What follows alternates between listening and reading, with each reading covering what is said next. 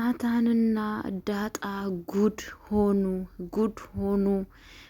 እንግዲህ ኤቢ ጉድ አርጋቸዋለች ማለት ነው። ምክንያቱም የዳጣን ስልክ ይዛ ልክ ከናቲ ጋራ እየተጻጻፈች ልክ ዳጣ ለናታን እንደጻፈችለች አድርገው ናታንን ከቤት ውስጥ አሰጥቶተዋል ማለት ነው። ናታንን ከቤት ውስጥ አባረውታል። በንዴት የተነሳ አባትየው በጣም ተናዶ ነበር እና ከቤት ውስጥ እስከሚያባረር ድረስ ደርሷል ማለት ነው። ሰላም ሰላም ብያለው ውድ የተከበራችሁ ቤተሰቦቼ እንዴት ናችሁ? ደህና ናችሁ? አለው እግዚአብሔር ይመስገን እኔ በጣም ደህና ነኝ። ሰላማችሁ ብዝት ይበልልኝ። እንዴት ናችሁ? ለቤት አዲስ የሆናችሁ ላይክ ሼር እያደረጋችሁ እንድታበረታቱኝ ማለት ነው። ውድ ቤተሰቦቼ እንግዲህ ምንድነው የተፈጠረው? የዳጣ ድራማ በጣም በሚያሳዝን ነገር ኤቢ የምትባሏ ሴትዮ ሁሌም የምታርፍ ሴትዮ አይደለችም። ሁሌም ችግርና መከራ ስቃይ የምታመጣ ልጅ ነች ማለት ነው። በጣም በጣም በጣም እውነት የእሷ ክፋት ደግሞ ለየት ያለ ክፋት ነው ማለት ነው። እንደዚህ አይነት ክፋት እኔ በህይወቴ አይቼ አላቅም። ለየት ያለ ክፋት በቃ በጣም በሚያሳዝን ነገር የምታደርገው ስራና ችግር በጣም ይብን በጣም አሳዛኝ የሆነ ነገር ነው እያደረገች ያለችው ማለት ነው። ምንድን ነው የተፈጠረው? አሁን እንግዲህ ስልኩን ብድግ አድርጋ የማንን የእንትናን ስልክ የዳጣን ስልክ አንስታ ምንድን ነው ያደረገችው? እንዳለ ማለት ነው እንዳለ ከሱ ጋር የተጻጻፈችውን እንግዲህ ምንም ነገር ዳጣ በማታውቀው ነገር ውሃ ክፈችልኝ ስትላት ከፍታላት ማለት ነው። የስልኩን ኮድ ታውቃለች ማለት ነው ውሃ ማለት ነው። እና ውሃ ስልኩን ከፈተችለት እንዳለ ከሱ ጋር የተጣጣፈችው ምናምን ነገር ለማን ለማሳየት ለቤተሰብ ማለት ነው። እና ቤተሰቡ እንግዲህ አባትየው ወደ ውጭ ሀገር ለስራ ብሎ ሊሄድ ነበረ እና ከእናትየዋ ጋር እያወራ ስንብነት ከእሷ ጋር እያደረገ ነበረ ማለት ነው። ካንተ ጋር ብሄድ እኔ እኮ በጣም ደስ ይለኝ ነበረ ምናምን እያለችው ለስራ ባይሆን እኔ ምዤሽ ብሄድ በጣም ነበረ ደስ የሚለኝ ግን እኔ ለስራ ነው የሚሄዱ እያለ አባትየው መኪና ውስጥ ሆኖ እያወራ እያለ እንግዲህ ምንድን ያደረገችው ኤቢ የዳጣን ስልክ ብድግ አድርጋ እንትናን ውሃን ኮዱን ታውቂያለሽ እንዴ መክፈት የዳጣን ስልክ ስትላት አዎ አውቃለሁ ብላ ታለለቻት ማለት ነው። ታውቃላችሁ ዳጣ ውሃ ደግሞ በጣም ምስኪን ነች። ያሏትን ነገር የምታረግ ልጅ ነች ማለት ነው። እሺ ብላ ታዛላት ስታደርግላት ስትከፍትላት ቀጥታ ወደ ናታ ጋራ የፍቅር ጥያቄ እኔ እኮ በጣም ነው የምወድቅ ምናምን እያለች ልክ ራሷን ዳጣ አድርጋ ማለት ነው የሆነ አላቅም እንትና እንግዲህ ናታን የሚጠብቀውን ነገር ታወራለታለች ማለት ነው። ናታ ደግሞ በጣም ደስ እያለው ጥሩ ጥሩ መልስ እየመለሰላት ሲገኝ እንግዲህ ምንድነው የተፈጠረው?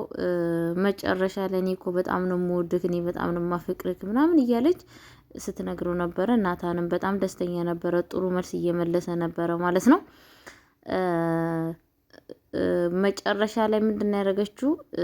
ስለ እሷ ጥያቄ ስትጠይቅ እኔ እሷና ስለ እንትና ስለ ኤቢ ማለት ነው ስለ ራሷ እሱ ምናምን ስጠይቅ እኔ ለሷ ምንም ቦታ የለኝም አልወዳትም ምናምን እያለ እያወራ ምናምን ሲል በጣም ተናደደች። እና እንግዲህ እናትየዋ ጋር ደውላ ያለውን ነገር አሳየሻለሁ ነይ ምን እያደረገች እንደሆነ ነይና ማየት ትችያለሽ ብላ ጭራሹ ምንድን ነው ያደረገችው? እናትየዋን የጠራችው ማለት ነው። በጣም በሚያሳዝን ነገር ማለት ነውና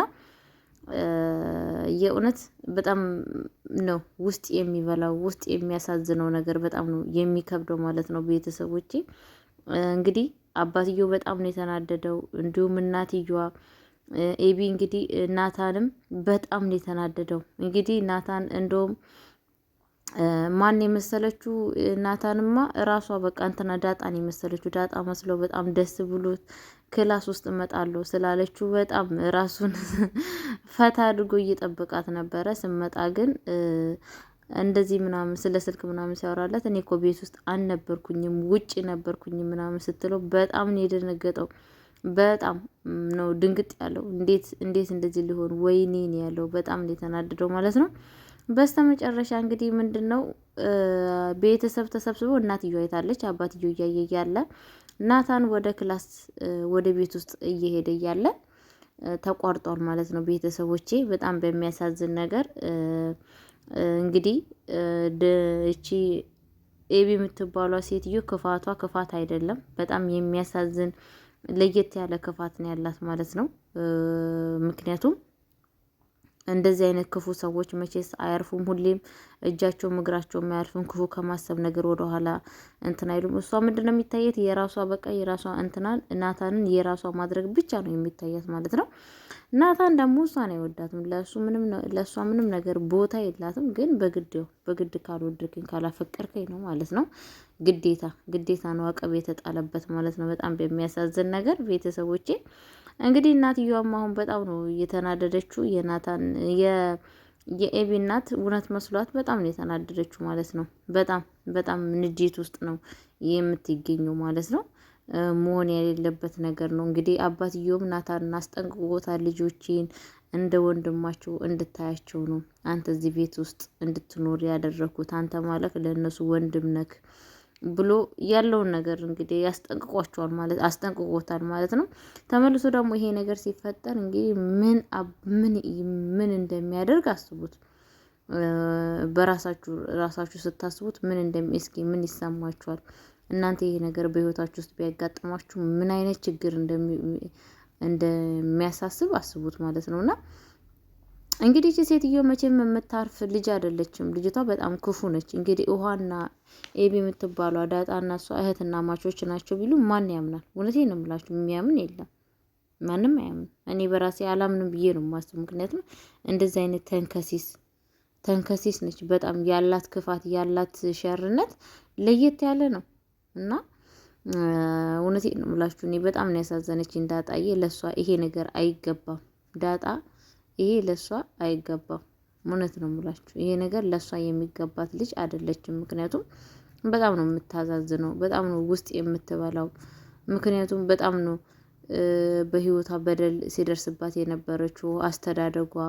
ከዚህም በፊት ምን አይነት ችግር እንደደረሰባት ታውቃላችሁ። በየጎዳና እየተሰቃየች እንግዲህ አንዱም ሞገስን ባታገኝ ኖሮ በጣም የበለጠ ስቃይ ውስጥ ነበር የምትገባው ማለት ነው። እንግዲህ እሱም አልበቃም ብሏቸው አሁንም መልሳ ስቃይ ውስጥ ትገኛለች ማለት ነው። በጣም በሚያሳዝን ነገር እና ቤተሰቦች ለማንኛውም ከእንደዚህ አይነት የእውነቴ ነው የምላችሁ ከእንደዚህ አይነት መከራ ፈጣሪ ይሰውራችሁ።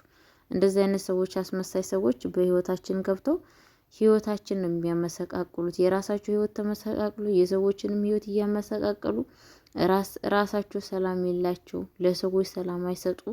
እግዚአብሔር ከእንደዚህ አይነት እንዲሰውራችሁ የዘውትር ጸሎታችሁ ይሁን እላለሁ ቤተሰቦቼ።